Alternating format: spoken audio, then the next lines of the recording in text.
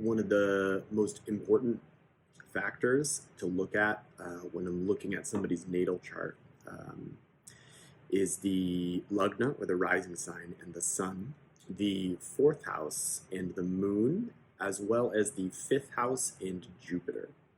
Those three factors together really paint a picture of someone's overall resilience. And really what I mean by that is their overall mental well-being. Where is their mental health at? So first we have the sun. The sun is really telling us the story of your sense of self, your soul, but really the strength of your identity, your overall health, vitality, and we also read this from the first house as well.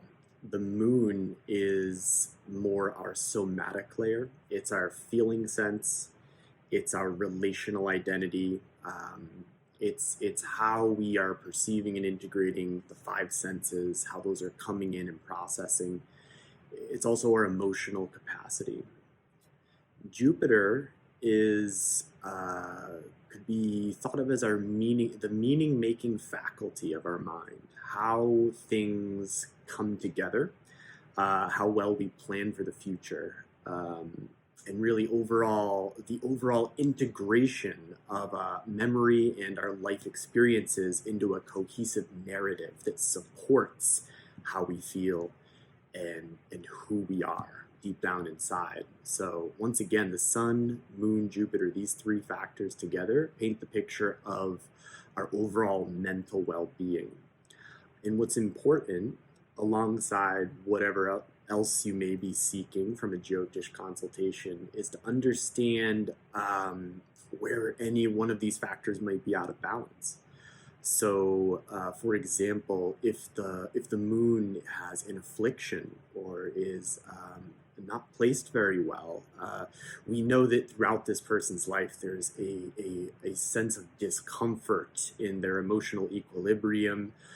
There's a persistent sense of dissatisfaction and perhaps fear, anxiety, or depression that will come and go in this person's life.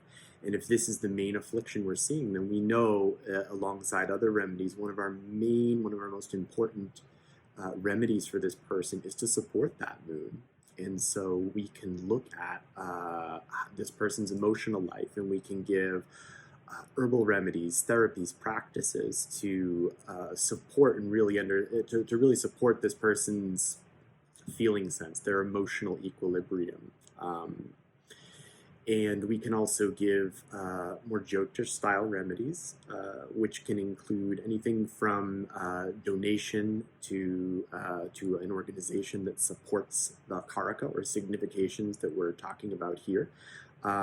It could also be in the form of service to a body, a certain population of people that represent the moon. For example, the moon represents mothers. So either donating to or in service of an organization that regularly supports mothers in any way, shape, or form, and tailored specifically to how it's presenting in the chart.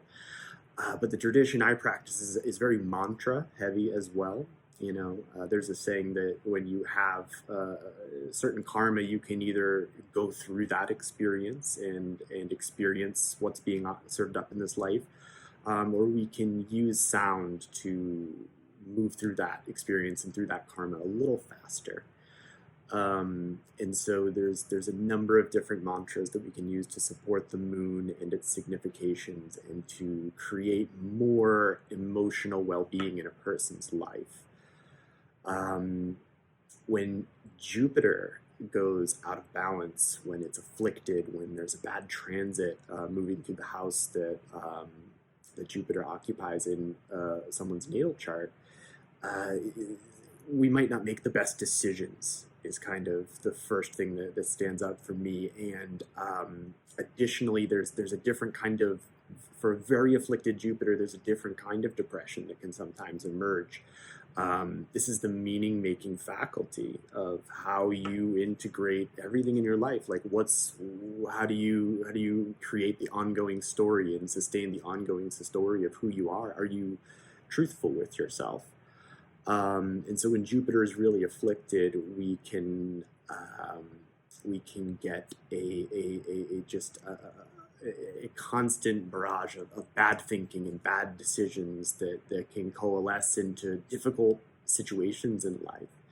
Jupiter represents space, like the space element, which means the quality of the space that we're in and that we inhabit and that we create in our reality. And so when Jupiter's afflicted, these bad decisions are leading to bad space being created, and this bad space can draw bad associations, or associations that are difficult to deal with. And so when Jupiter goes out of balance, once again, we can do donation, we can do service, but for Jupiter especially, we have a number of mantras and remedies of that nature that we would resort to improve that signification and to bring life and into that planet, to that karaka. When the sun goes out of balance, when the sun is afflicted, when there is a bad transit to the sun, or the sun is just placed in a house that it is not well for that native, this goes right to that person's sense of identity. It definitely will show up in the form of persistent health issues. Whenever there's a bad transit, in the form of Saturn or Rahu or Mars, or especially the combination of any of those three planets to the lugna, to the first house, we'll definitely be seeing some health issues. And this is the same goes for the sun. When the sun is naturally afflicted, there could be identity issues. This is where a whole suite of personality disorders can come from.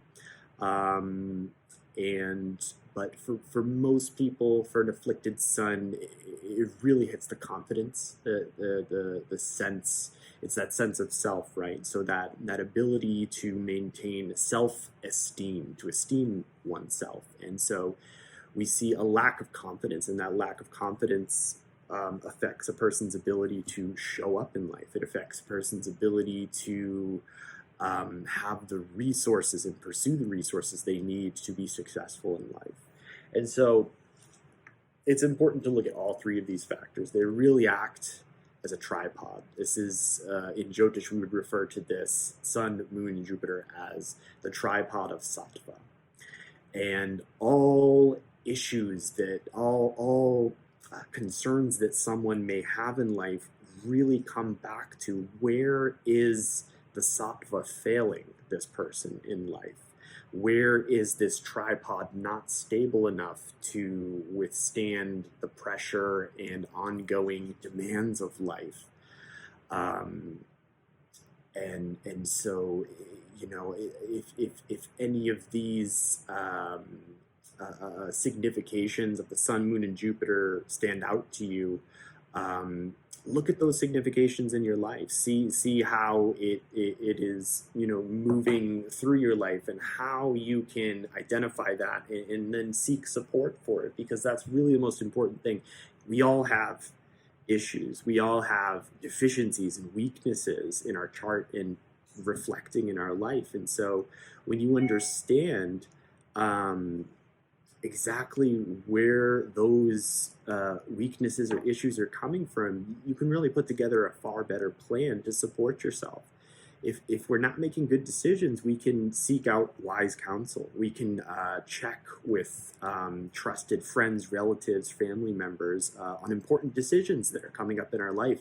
If our sense of safety, our feeling sense, our emotional capacity, our moon, if the moon is afflicted, we can seek out sense therapies to, put ourselves in a beautiful environment, get regular massage. Touch is a very important sense for people with afflicted moon, and seek out, again, those environments, those therapies, those support systems that help cover for us. And if the sun is afflicted, we can seek out, good counseling. There's a number of different things you can do for the sun, but obviously a lot of the Ayurvedic, the classical Ayurvedic remedies. So we would want this person to have regular routines, to make sure the digestion is nice and strong, regular exercise, and to make sure that circadian rhythm is nice and strong. And this is really going to be an important factor for these people, because the health, the vitality may not have as much oomph as someone else who can just, beat themselves up, stay up late, eat a bunch of crappy food, and then just bounce back, right? And additionally, getting good counseling, getting good support, so that we can really pinpoint where our lack of confidence is not allowing us to shine the way we need to be, to have a resilient, to be a resilient presence on the earth, and to achieve what we need to achieve.